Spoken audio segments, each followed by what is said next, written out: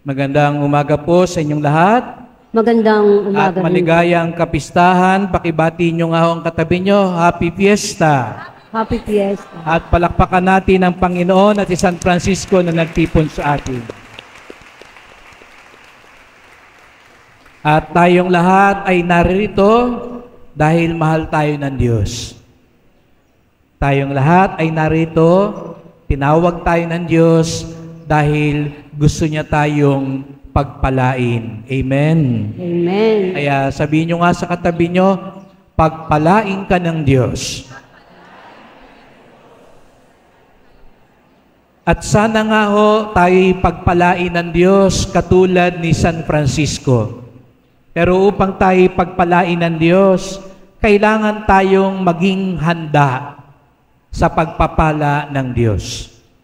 Kailangan tayo maging bukas. Buti na lang po, tumigil na ang ulan at pinahintulutan tayong makapagdiwang. Kaya tayo nagpapasalamat sa Diyos. Salamat sa ating mga kapatid na pari, Father Lice, ang ating parish priest, ang ating mayor at vice mayor, ang ating mga kasama sa pamahalaan na naglilingkod sa bayan, ang ating pastoral council, finance council, at lahat ng mga naglilingkod dito.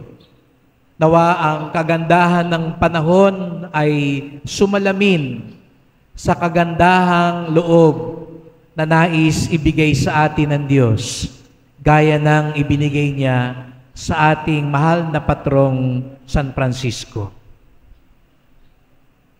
Kung narito si San Francisco ngayon, ano kaya ang sasabihin niya sa atin?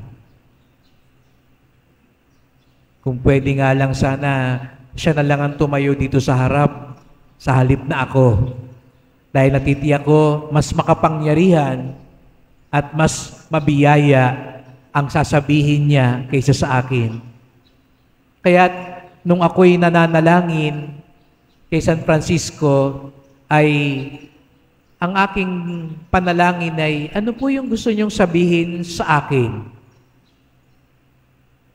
Dahil natitiyak ko, ang gusto niyang sabihin sa akin, ay gusto niyo ring sabihin sa inyo. Dahil gusto ko rin naman, ako munang unang kausapin. Kasi minsan madali tayong magsalita para sa iba, nakakaligtaan natin, tayo muna ang unang gustong kausapin ng Diyos. Nalala ko dati kapag ako'y nagmimisa, may lalapit sa akin. Sabihin, ay Father, ganda-ganda ho ng homily niyo, tamang-tama. Sayang, wala yung asawa ko. Hindi narinig yung sinabi niyo. Sana tinamaan siya. Minsan ganun din tayo, isipin natin lagi, yung sinabi ni Father, bagay na bagay sana rin sa kapitbahay ko. Bagay sana doon sa anak ko, sayang hindi nagsimba yung anak ko.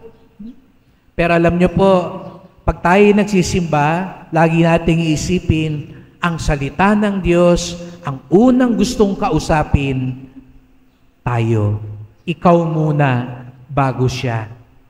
Kaya nga, gaya ng sabi ko nga, nung ako'y nananalangin kay San Francisco, ano kaya yung gusto niyang sabihin sa akin? Bagamat 800 taon na ang nakalipas, pero akmang-akma, bagay na bagay pa rin si San Francisco sa panahon natin ngayon. Alam niyo po, si San Francisco ay larawan ng kagalakan at kapanatagan.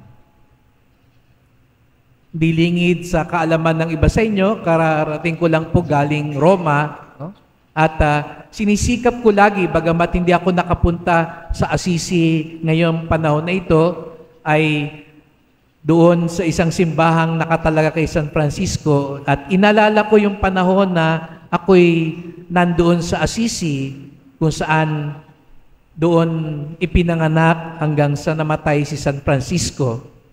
At ang kanyang larawan lagi ay larawan ng kapanatagan at kagalakan. At hindi ho ba, mga kapatid, ito ay isang biyayang pambihira at hindi matutumbasan ang kapanatagan ng kalooban.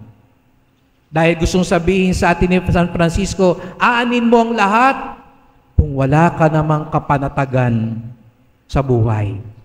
Kaya yun yung gusto niyang sabihin sa akin at yun ang ipagdasal natin ngayon na ipagkaloob sa atin yung kagalakan sa buhay.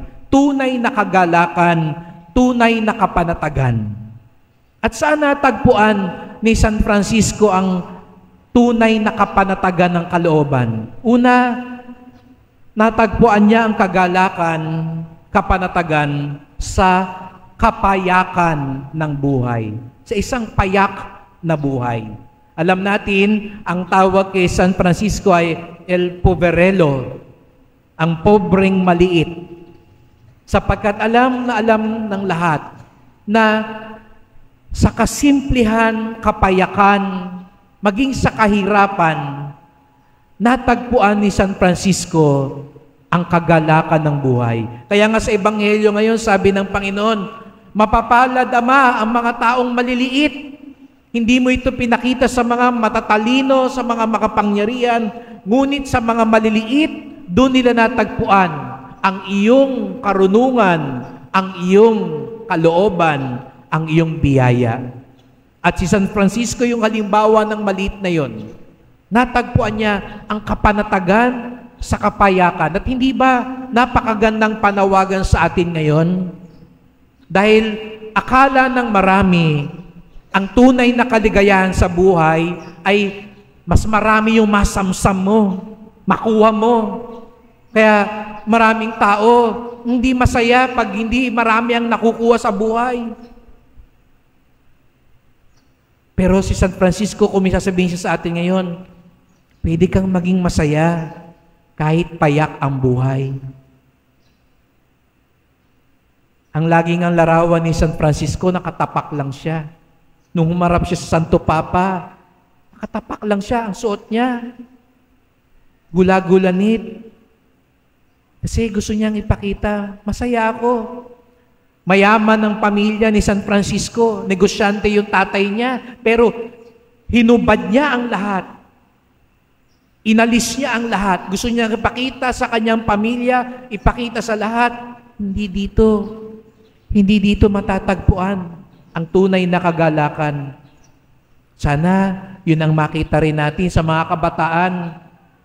Huwag tayong malulungkot pag, luma na yung cellphone ko, buti pa siya, latest na. Minsan yun ang natin dapat pinakabago, pinaka-latest.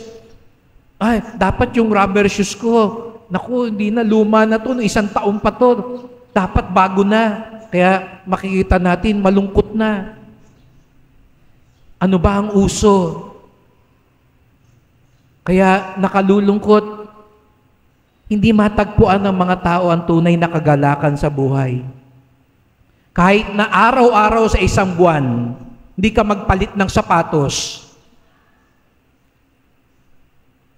Pero sa bandang huli, may kagalakan ba sa buhay? Alam niyo po si Bishop, bago po ako dumating dito, ako po'y nadestino sa Makati, sa Greenbelt, kung saan nandun lahat ng mga multinationals, lahat ng mga kumpanya. At doon makita mo, mga nagsisimba sa akin doon, mga nakakurbata, mga magara. Pero kitang-kita mo, may kulang pa rin. Kitang-kita nyo, yung mga bata, ang dami ng cellphone, may tablet pa, may laruan pa, pero nagmamarakulyo pa rin. Hindi pa rin masaya. Nakalulungkot minsan makita, hindi matagpuan ng tao ang tunay na kagalakan sa kapayakan ng buhay. Pagkatapos ko po sa Makati, sa Quiapo po ako nadala. Magkaiba yung mundo. Sabi ko nga sa inyo, doon sa Makati, nakita ko yung mga bata, 2 ng cellphone, 2 ng tablet, meron ng remote control, nagngangawa pa rin. Doon sa Quiapo, 1 lata lang, ginaganong-ganon niya, yung laruan niya. Hindi mo matutumbasan yung tawa at ngiti ng batang yon. Doon sa Makati, may lalapit sa akin, Father, pwede ba makipag-usap? Makita ko, nangungulong mata. Alam mong wala pang tulog. Puyat na puyat. At sabi niya, Father, hindi ako makatulog. Stress na stress ako. Dami kong ginagawa. Ang dami kong inaalala. Tapos pinabless niya yung bahay niya nung binless. Namangha ako yung bahay niya. AI ang utos lang. Sisindi ang ilaw, sisindi ang aircon. Tutugtog na. Pwedeng may dim light pa. Ang lambot-lambot ng kama. Nung sinalat ko, sabi ko, kung akong mahiga rito, tulog ako kagad. Pero siya, hindi niya kaya. Sabi niya, hindi ako, umiinom na ako, nagpapatherapy na ako, hindi pa ako makatulog. Sabi ko, kawawa naman ho kayo. Pagdating ko sa Quiapo, sa Plaza Miranda, nandun sa plaza sa semento, karton lang. Naghihilik pa. Ang sarap-sarap ng tulog niya noon, nakatihaya, ang dami-daming taong nakapaligid. Siya ron, kakamot-kamot. Tulog na. Sabi ko, biruin mo ito. Walang aircon, walang kutsyon, walang Alexia, walang Siri, walang lahat. Pero, tulog. Tingnan nyo nga yung katabi, no? Nakatulog na rin yata, no? Kung nakatulog siya, sabihin mo, mapalad ka. Kasi maraming tao hindi nakakatulog, no? Pero yun ang gustong ipakita ni San Francisco. Sa kasimplihan ng buhay, pwede tayong maging panatag. Kaya yun ipagdasal natin. Kaya yun ang sumisira sa bayan natin. Hindi mabusog, hindi makontento. At tayo rin minsan ganun din tayo. Sana ang pagdedebosyon natin kay San Francisco magturo sa atin, matagpuan ng kapanatagan at kapayapaan sa kapayakan ng buhay. Ikalawa, natagpuan din ni San Francisco ang kagalakan at kapanatagan sa kalikasan. Yung lugar niya po sa Assisi ay napakagandang lugar. Kaya nga siguro nga nagkaroon siya ng inspirasyon na mahalin ang kalikasan. Sapagkat doon makita mo ang mga gubat, ang mga batis, ang bundok. Sapagkat doon nakita ni San Francisco na ang lahat ng ito ay nilikha ng Diyos. At ang lahat ng ito ay ipinagkatiwala ng Diyos sa atin. Pinagkatiwala para pangalagaan. Pinagkatiwala para maging daluyan din ng grasya, hindi lang para sa sarili natin, kung hindi para sa mga susunod pang salinlahi. At yun ang pinangalagaan ni San Francisco. Kaya nga si Papa Francisco natin, ang yumaong Santo Papa, ay doon siya kumuha ng inspirasyon kay San Francisco. Ang mahalin ng kalikasan. Ang makita ang kalikasan bilang bukal din ng kagalakan. Na pag nakita nating maayos ang kalikasan, masaya din tayo. Kasi para din sa atin yun. Hindi natin sinisira ang kalikasan. Hindi natin inaabuso, hindi natin kinakamkam dahil alam natin sa mga susunod pang salinlahi, sila rin ay makikinabang sa kalikasan. Kaya nga panatag si San Francisco, magalak si San Francisco sapagkat alam niya ang kalikasang ipinagkatiwala sa kanya ay maibabahagi pa rin sa kanyang kapwa. At hindi ho ba ito rin ang panawagan sa atin ngayon? Sa panahon natin ngayon, matagpuan natin ang kaligayahan sa kalikasan. Kapag nakikita nating maayos pa ang bundok, malinis ang mga ilog, malinis ang ating hangin at kapaligiran, doon makahango na tayo ng kaligayahan. Dahil doon napapakita natin, hindi natin nasisira yung pagtitiwala ng Diyos sa atin. Lahat tayo pinagkatiwalaan ng Diyos. Biruin niyo yun. Baka hindi ka pinagkakatiwalaan ng asawa mo ngayon. Hindi ka pinagkakatiwalaan nung kasama mo ngayon. Pero merong isang nagtitiwala sa ating lahat, ang Diyos. Biruin niyo yun. Kahit makasalanan tayo, patuloy tayong pinagkakatiwalaan ng Diyos. Naniniwala ang Diyos sa atin na kaya nating magbago, kaya nating matagpuan ng kagalakan sa kalikasan. kagalakan sa kapayakan, kagalakan sa kalikasan, at panghuli, natagpuan ni San Francisco ang kagalakan sa kapatiran. Mahal ni San Francisco ang kanyang kapwa. Hindi siya namimili. Kaya nga, pansinin niyo po ngayon sa Israel, ang mga Pransiskano ang nangangalaga sa lahat ng simbahan sapagkat pinahintulutan ng sultan na Muslim sa dinami-dami ng mga Kristiyano, ang mga anak ni San Francisco ang binigyan niya ng pass doon sa Holy Land, doon sa lugar ng mga Muslim. Dahil kinaibigan sila ni San Francisco. Dahil para kay San Francisco, tayong lahat magkakapatid. Tayong lahat galing sa isang Diyos. Kaya magpahanggang ngayon, kapag nagpapatawag ang Santo Papa ng mga leader ng iba't ibang mga pananampalataya, maging yung mga hindi naniniwala sa Diyos, saan niya tinitipon yun? Doon sa Assisi, sa lugar ni San Francisco. Sapagkat kay San Francisco nakita, kaya ang tawag din sa Assisi ay City of Peace, lugar ng kapayapaan. Bakit? Kasi doon ipinamukha at ipinaalala ni San Francisco, may kagalakan kapag may kapatiran. Bakit nagkakagulo ang mundo ngayon? Bakit ang daming kaguluhan, karahasan? Bakit may suspetsa na sa isa't isa? Nawawala na yung kapatiran. Bakit nawawala ang malasakit ng ibang mga pinagkakatiwalaan? Nakalimutan, kapatid ko ang kapwa ko.